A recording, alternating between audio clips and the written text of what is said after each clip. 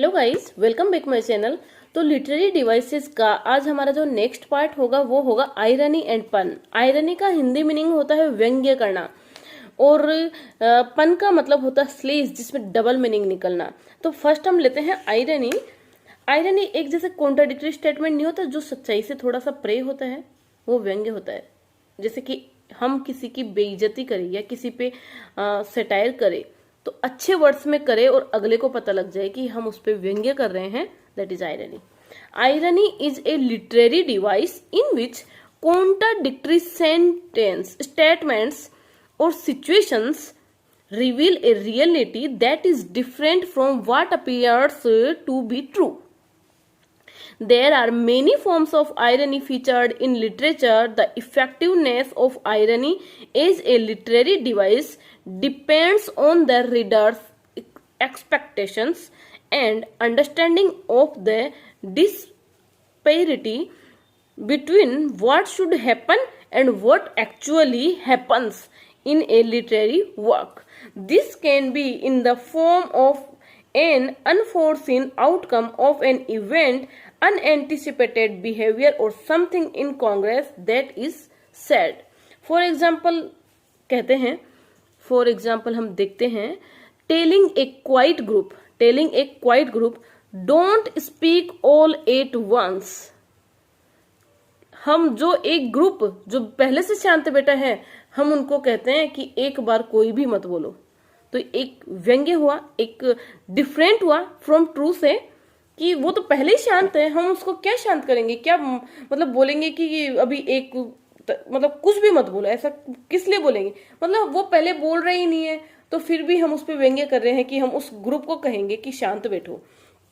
Second है coming home to a big mess and saying it's great to be back. Coming home to a big mess and saying it's great to be back. वापस आना बहुत महान है। Coming home, वो भी mess के साथ में ही घर पे आना। थर्ड है telling a rude customer to have a nice day. हम एक रूड कस्टमर जो हमसे अच्छे से बात नहीं कर रहा, हम उसको बोलते हैं हैव ए नाइस डे। क्या ऐसा कोई बोलेगा? नहीं बोलेगा, और बोलेगा तो शायद सेटायरिकली बोलेगा, आयरोनिकली बोलेगा, इसलिए दैट इज आयरनी। सेकंड हम लेते हैं पन। मतलब इसमें यही है कि जब दो कॉन्ट्राडिक्टरी स्टेटमेंट आ जाए वहां पे आयरनी का यूज होएगा, और वो कॉन्ट्राडिक्टरी स्टेटमेंट्स ऐसे होने चाहिए जिसमें वो जो स्टेटमेंट है वो पॉसिबिलिटी के थ्रू नहीं होना चाहिए। जैसे एग्जांपल देखा ना कि रूड कस्टमर से हम बोलेंगे हैव ए नाइस डे, ऐसा हो सकता है क्या?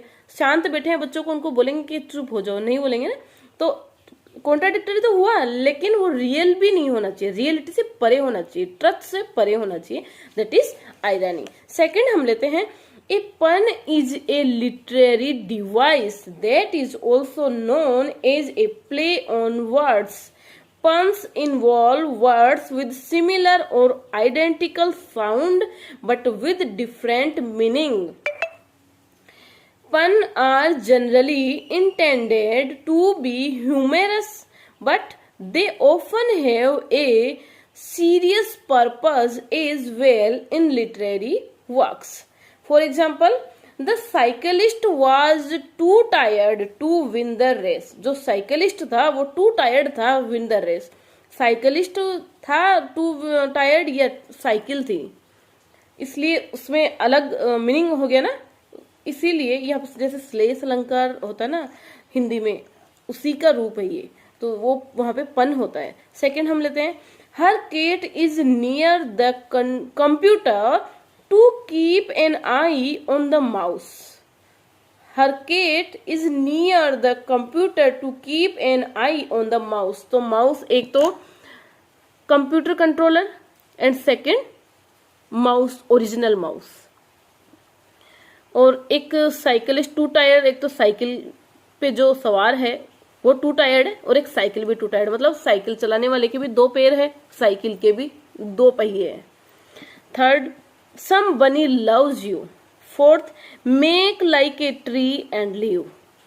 ये है पन के एग्जाम्पल। तो आज मैंने आपको समझाया आयरनी और पन। इजी है, थोड़ा सा समझना पड़ेगा कि जिसमें contradictory statement and away from true, that is irony, and second to one word and two different meaning, that is पन।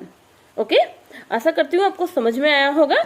नेक्स्ट हम मिलेंगे अगले लिटरेरी डिवाइसेस में, तब तक के लिए थैंक यू।